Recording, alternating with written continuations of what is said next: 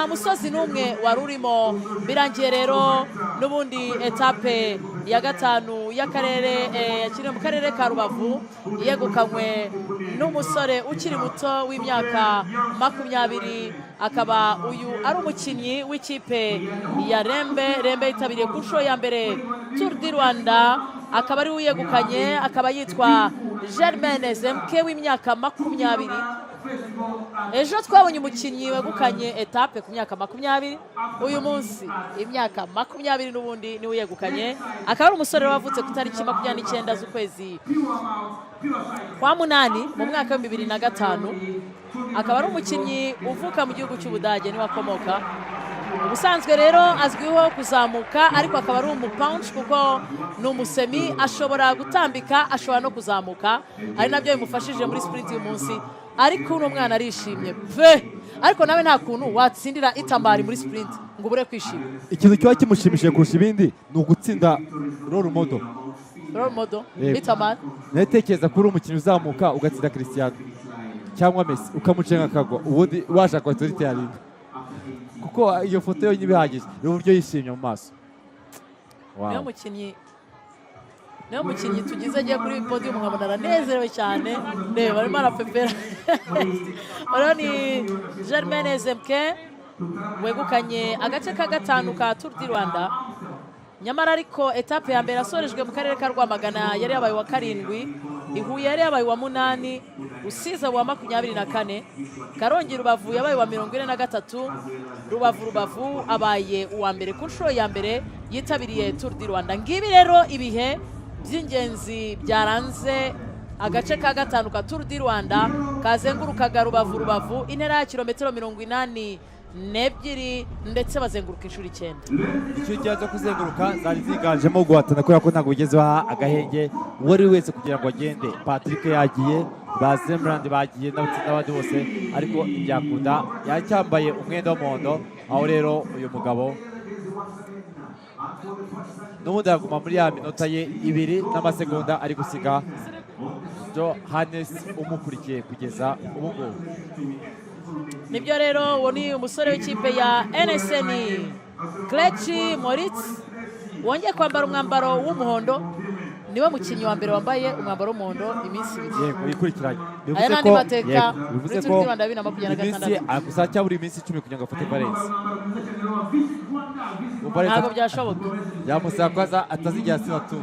Ariko nabwo akaza afite ekipe nawe ari kuri afite ubushobozi buhoraho, afite imbaraga ziri hejuru.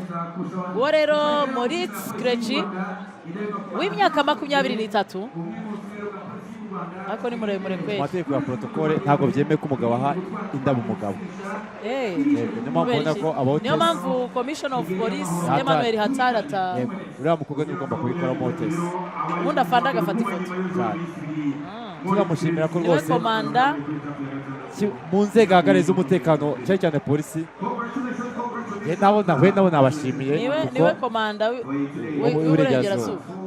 nakoze cyane Commission of Police Emmanuel Hatar. Ninjoro nabonaga bakareba abantu bari mu kinya bakabihorera bakisekera. Bo icyo badashaka ni ukurigira gutyo ukajya kuri vola, ibindi nta kibazo. Ngo bita birangira kuko ubusize amagara yawe mu kaga ndetse n'ay'abandi. Ibyiza rero ni uko bagushyize ahantu kugira ngo uzagaruke uri muzima. Babacagaho bababwira fande. Rero iyo hari ukuntu abantu bamaze kuryifashisha babonye kuri nka polisi batangira bisempatiza nayo ufane kunese ngo tumeze neza ntacyo bifite. Ngiyo rero incamake za etape ya gatanu NSN yayoboye cyane uyu munsi, ikomeza igarura amatake kuko atake zose NSN yazigaruraga.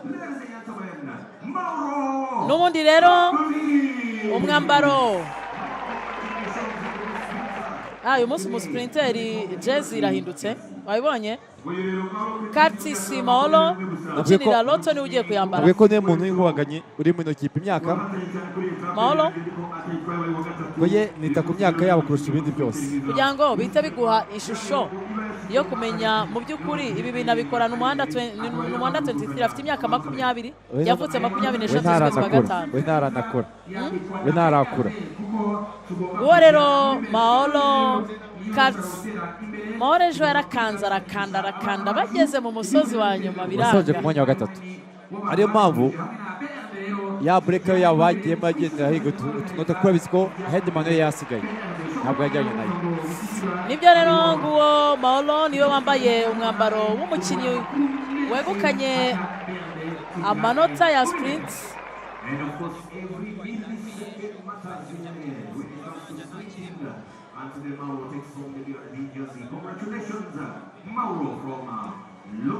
Mu bari guhemba rero akaba arimo na meya w'akarere ka Rubavu Murindwa Prosper akaba ari umuyobozi w'akarere ka Rubavu. Hari umupapa waza atubwira ati abana banjye barambonye ndi gutanga ibihembo. Ngo abana barishima baramuhamagara. Abo urabareba no mu maso ukabona ni bato cyane.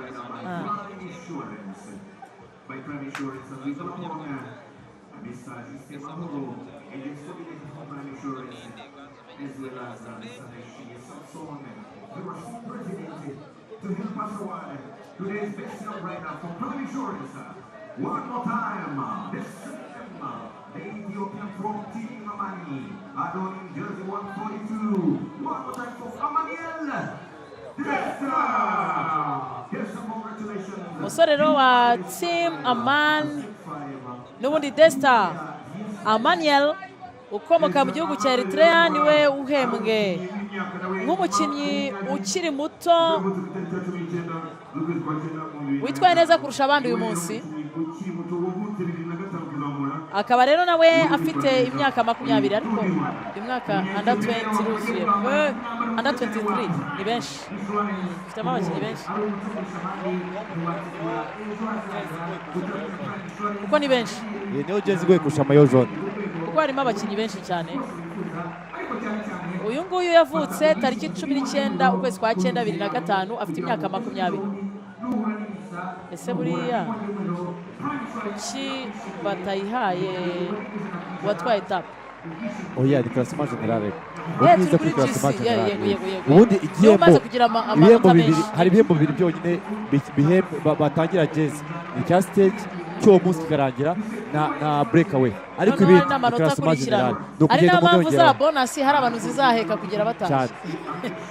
Samson perezida wa federation. Uwo rero ni president wa Ferwasi, umuyobozi wa Ferwasi akaba ari Ndayishimiye Samson utanze igihembo ku mukinnyi ukiri muto kugeza ubu ngubu akaba ari Destin Amaniel. Ndashaka kureba mu kanya nibaduha classement general nkareba Destin ibihe bimeze bite.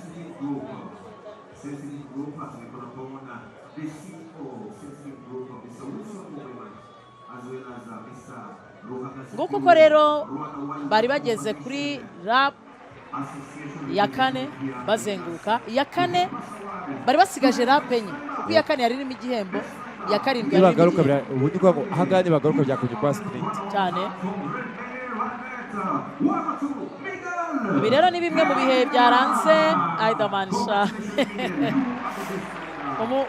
umukinnyi uzamuka kurusha abandi. Ariko navuga ngo ikipe ya Rembe iteye ubwoba bako itwaye etape ifite classement ya muri sprint iri hafi kuko Miguel arahari ukongeraho nangaha uzamuka Aidaman niwe wambaye uyu mwambaro. Igihembo rero yo gutangwa na Buhagazi Deon aba muri mu bantu bashinzwe muri ONG yo kubungabunga ikibaya cy'igishanga cy'umusambi cya Rugezi kibamo imisambi. Bakaba banafatanya na Ferwafa bategura isiganwa ry'umusambi umusambi Global Race ngarukamwaka. Ni isiganwa ngarukamwaka. Aidaman aba yisekera ariko Aidaman Miguel ukinira Rembe Radnet.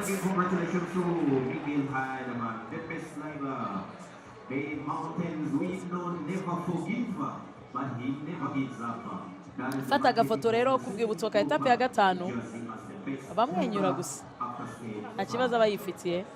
Heidemann rero ukinira ikipe ya Rembe kuva ku munsi wa mbere niwe wambara uyu mwenda wo kuzamuka, akaba afite imyaka 28, ni nawe mukinnyi mukuru bafite muri ekipe ya Rembe.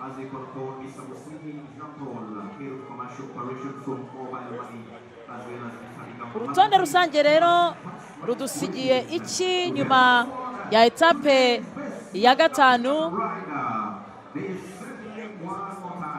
Kugeza ubu n'ubundi Kelechi Mortz niwe wambaye umwambaro w'umuhondo, amaze gukoresha amasaha 15 iminota 47 ndetse n'isegonda rimwe, mu gihe wa kabiri ari Adamiet Johannes wa Rembe umaze gukoresha amasaha 15 iminota 49 n'amasegonda 3, bari gusigwa n'ubundi minota 2 nta cyahindutse, minota 2 n'amasegonda 2. ureba kuri bonification wahaye Enoch, hari bonification zahawe nde zigomba guhabwa uyu mwana ubaye wa mbere se wabaye wa mbere 10 na Enoch yawe yazibona Germain, ubundi 10 yahawe Germain, niwe wabaye wa Enoch yabonye yabonye 3 atatu yego, atatu na Heidemann abona 3. yego. Hanyuma rero ubwo usibye iminota 2 iri kuri Johannes, undi uri gusigwa iminota 2 ni umukinnyi wa Roto Malfoet, abandi rero bakaza mu minota 4 Tour du Rwanda irangira aho ngaho mu minota 2. Hanyuma ine nta cyizere bafite. Kudusi ku mwanya wa 9 sigwa ine n'amasegonda 32 shwi. Ndashaka umunyarwanda ngo menye dore Enoch yagumye ku mwanya wa 15 iminota 4 n'amasegonda 41. Yari 45. Bivuze ngo yabonye 3, hari n'abandi bantu ugize kubona nk'inota rimwe. Yaje ari uwa kabiri. Umunyarwanda uri hafi ni Mugisha Moyi, niyo nkuru Samuel ku mwanya wa 16 akinira ikipe ya Team Aman iminota 4 n'amasegonda 59 yari marasa. N'ubundi rero Emmanuel Destin w'ikipe ya Aman ifite lisanse yo mu Rwanda muri Ferwasi. Ntekereza ko iyi breakaway ya Patrick iza gutuma ahembwa nk'umukinnyi mwiza watinze imbere muri breakaway ntabwo ari uri buyakire.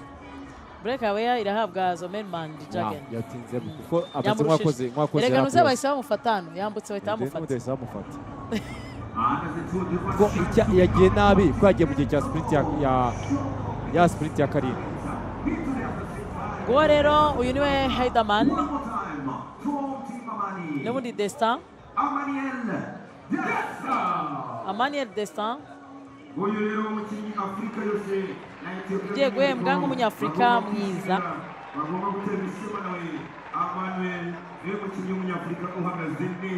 kurusha abandi. Igihembo kigiye gutangwa ngo jya bijya bigucanga na Vice President wa kabiri wa Ferwasi Kayirebwa Liliane.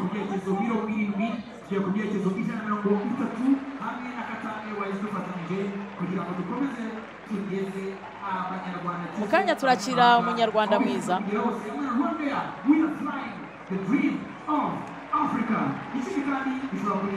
Ubundi habaho umunyarwanda mwiza n'umunyarwanda mwiza kuri uwo munsi. Umunyarwanda mwiza kuri Krasoma General. Yego, uwo ni umunyarwanda mwiza. Hari n'uwabaye uwa mbere mu banyarwanda muri etape. Yego. Ubwo umunyarwanda waje hafi muri etape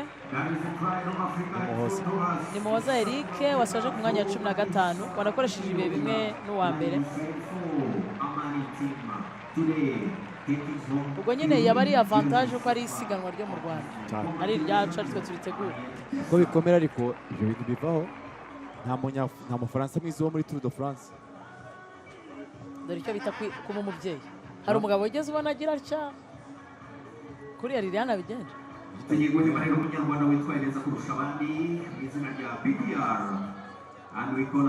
Destin Emmanuel uhembwe nk'umunyafurika mwiza.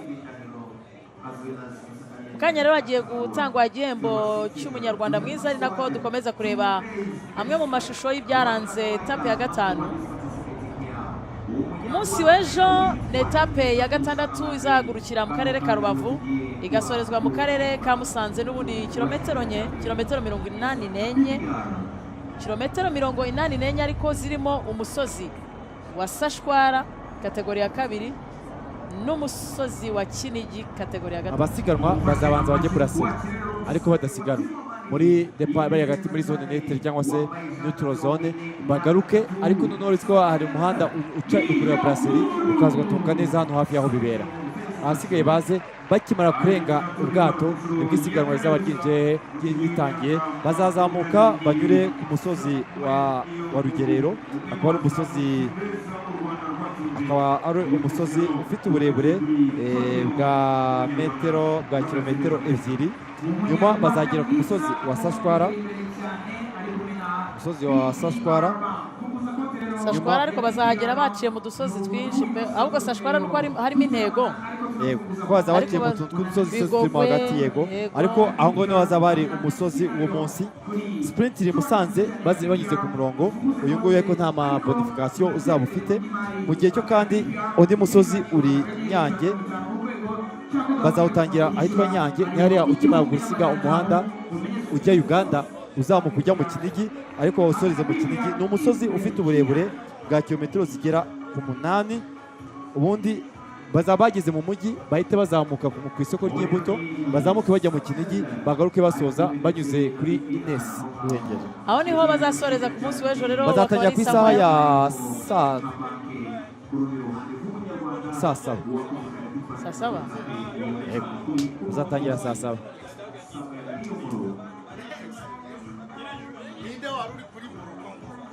Nibyo siganwa rizatangira ku isaha saa 7 rirangiye ku isaha saa 9:21. Nibyo etape yo ku munsi w'ejo ikazatangira ku isaha saa 7 ihaguruka mu karere ka Rubavu isorezwa mu karere ka Musanze. Rero abakinnyi no kuraza amaguru muri barafu kubera ko azaba atangiye ikindi cya kabiri cya Tour du Rwanda. Tour du Rwanda izaba itangiye.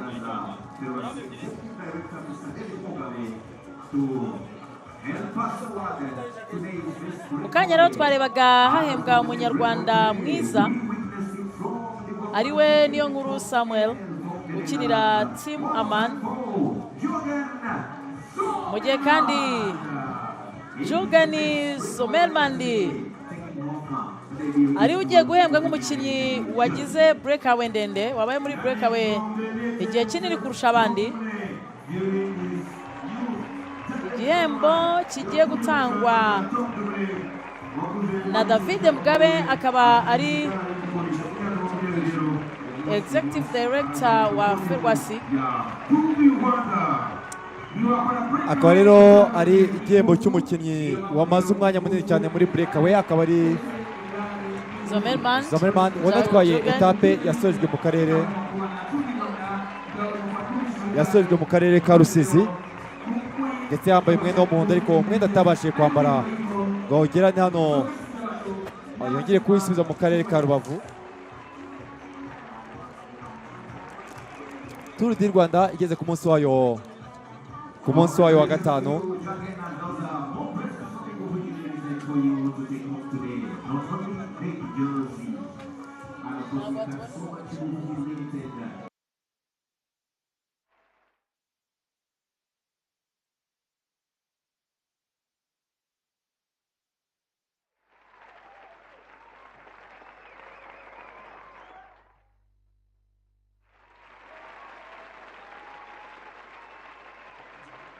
Akaba rero ari Jürgen Zimmermann, akaba yatwaye etape y'Rusizi, ariko uyu munsi akaba watwaye igihembo cy'umukinnyi amaze umwanya munini ari imbere. Ni breakaway yakoze mu kanya gashize.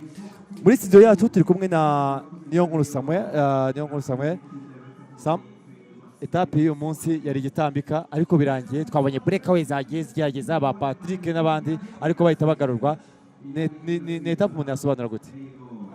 Etape y'uyu munsi yari etape igoye kuko yari etape itambika.